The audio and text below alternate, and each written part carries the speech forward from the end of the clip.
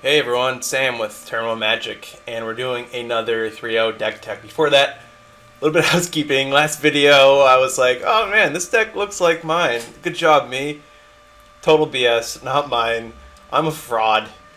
Put me in the gallows, leave me out, throw tomatoes. It was Thunder. Sorry, Thunder. I know you probably don't have hard feelings on it, but it was not my intention to snub you like that.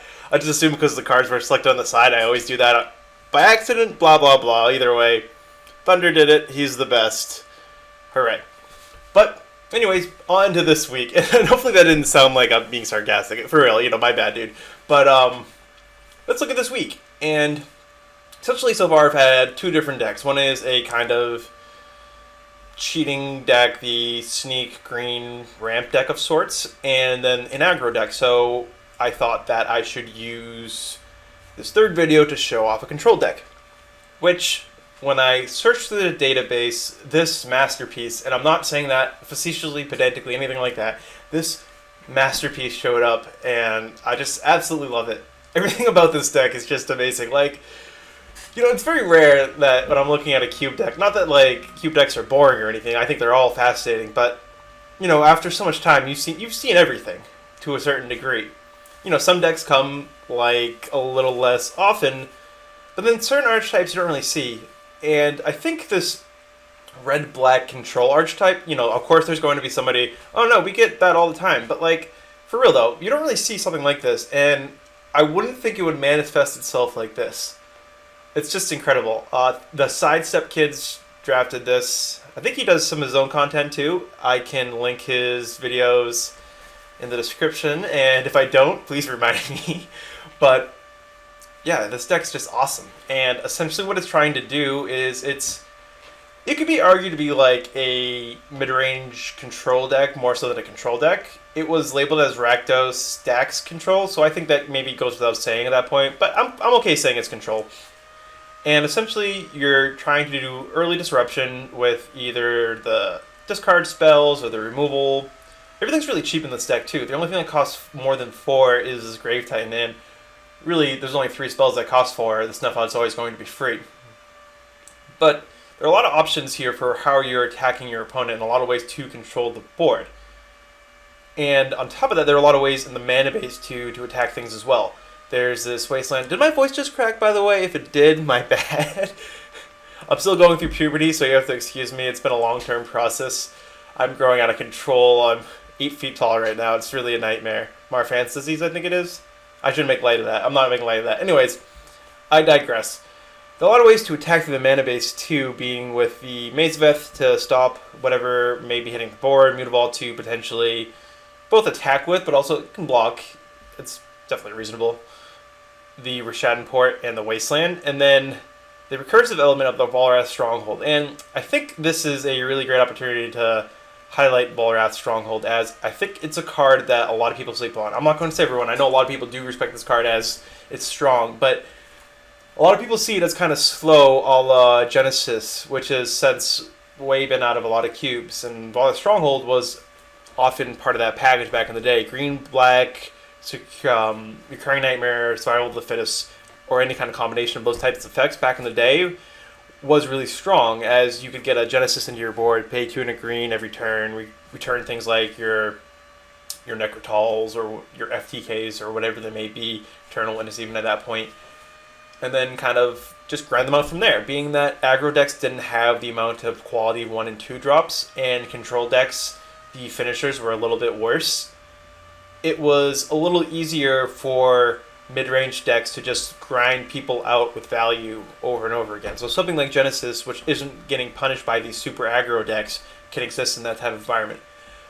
Now, 2 and a green just to return something is a little slow nowadays. Things can just be done a little bit faster. Like, you might even be more inclined to run something like, something like Green Sun Zenith is there. Not that that's the same card, but like, things are just a bit more efficient. And again, that's different, but like Birthing Pod, for example. Birthing Pod, I think, is a card that is better than Genesis, and it's a card a lot of people don't run. And I think I understand why people don't run it, and I think it's perfectly fine, but this is a really long tangent on Genesis for no reason. I love that card. The card's awesome, but I digress. Anyways, so Valrath Stronghold was the point of that. So Valrath Stronghold really works well in this deck, being that though there aren't a lot of creatures, but there are things that you do want to recur. For example, you obviously have your Graves Titan. If they kill that, if you somehow get to 8 mana, or not even you get 8 mana, you can just go at the end of turn and then play the next turn. It's important. It's your finisher. You need that to happen. But Flame Tongue Cavu, for example, you play it, you kill something, and then you grind them out with that. You block whatever it is, or you attack in Planeswalkers, and then you bring back next turn, kill the next thing, etc., etc. If they deal with your Ophiomancer, you can just bring that back. If you need your Vampire Nighthawk to block over and over again, this is a great way to grind them out. Phyrexian Revoke and keep on naming things. Dismissive Pyromancer, which is pretty awesome to see here, and is definitely a really cool card to run with Valrath Stronghold, being that you can just continually play 4, have like a almost like, what's that one in a red for the 2/1 that you can sack it to destroy an artifact? I should just know this. But either way, like it's kind of like a version of that, but definitely much stronger, being that it does 4 damage and it's a bear, and it also does all the rummaging effects as well. And then this deck also has the Smokestack element 2. And that's where I would probably make a switch here in terms of what we're going to be doing. Is I'd maybe in the main deck consider playing Crucible World over Sword, Feast, and Famine. And this goes back to being the few amount of creatures that are in the deck. So, you know, Magic is a game of variance. Even though you have an Imperial Seal and a Faithless Looting in this deck to find the things that you need to find, that almost gives the Crucible Worlds more credence than the Sword, Feast, and Famine. So, with consistency being really, really important, and with this deck needing to, as you can see, play spells earlier on to affect the board, to interact with the board, and to stop whatever your opponent's doing, something like Sword, Feast, and Famine may not do that if your hand is something like Duress, Abrade, Sword of Feast and Famine, and 4 lands, or Divest, Go for the Throat, Toxic Deluge, Sword of Feast and Famine, and 3 lands, or etc., etc. You only have 6 creatures, so the Sword of Feast and Famine is a little weaker in the main deck. And Mutavault does count, that's definitely true. So we'll say 7 creatures, but that's still a pretty low amount for a sword. Even with the recursive elements, even with the 2 digging effects, one not really actually digging being a tutor. Well, that's why I do like Crucible a little bit more. First of all, they both work well with this Imperial Soul and Faithless Looting, so that's pretty nice. But also there are a lot of different kind of engines you can work on through here. One is that you get like the virtual card advantage, or the actual card advantage of just continually playing Verdant Catacombs from your graveyard. Maybe that's virtual card advantage, doesn't really matter. That way you're continually not using the cards from your hand to get all the swamps, being that you have 1, 2, 3, 4, 5, 6 in here. That's enough to make that valid. Then you have the random decks where Wasteland's really good. Having that main deck first game steal can be really, really strong. You don't have any fixing here as well, so there is a definite possibility that there's another Rakdos deck on the board. A lot of fixing. There are other decks with a lot of fixing. You didn't get the fixing for the white mana, so that's important there too. And then you have important other cards like this Maze of... Say they have a Strip Mine or Acidic Slime, things like that. Or your own Smokestack, for example. You are going to get in a situation where you're probably going to be sacrificing your own lands to the Smokestack. And that way, your Crucible World, which you can assemble, essentially like a 3-card combo here, the Imperial Seal, Crucible World, Smokestack, and then lands. You just can grind them out that way. With another Void 2, makes it so you don't have to be sacrificing creatures. You can kind of like double down a little bit, or you can like sacrifice the Smokestack to the Nether Void, and then the Smokestack will hit them on the other turn.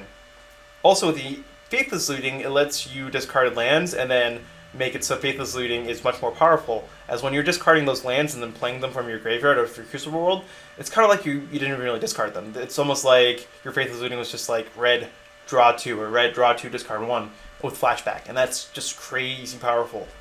It's obviously not like Essential Recall powerful, but that card advantage really does add up over time, especially in a control deck where that's really, really, really important.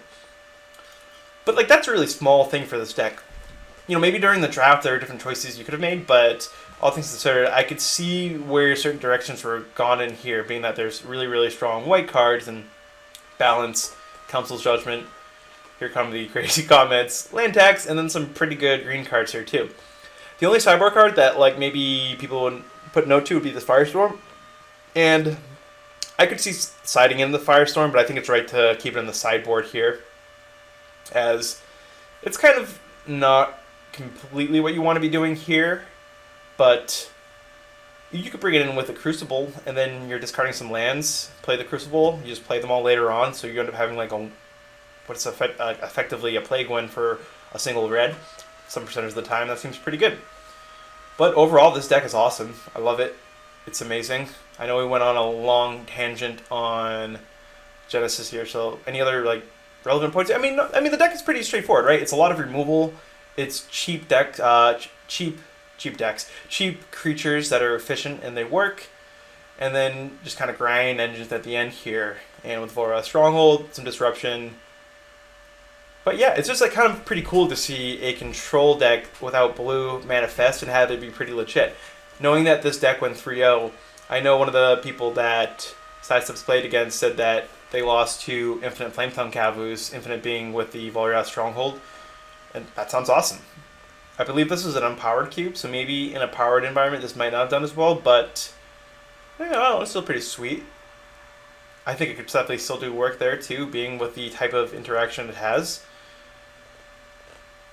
Just, if there were any kind of things that I might wish I had over other cards in here in like a kind of imaginary world, I could see wanting like one more tutor. But obviously you don't have it, it just might not in the draft. But I mean, like, say if you didn't want to put the Crucible Worlds in over the sword, if I could have like any other one card, it'd probably be like Mind Twist or like Demonic Tutor, perhaps Strip Mine to make the Crucible work. There are just a lot of like little interesting options you could put in here. Bitter Blossom are pretty cool here, but this deck's awesome. Sweet, sweet, sweet. And thank you for watching. Thank you for everything you do. We are taking votes, and you were voted as the best viewer of all time. You did it. 3rd video in a row. It's incredible. Okay, bye.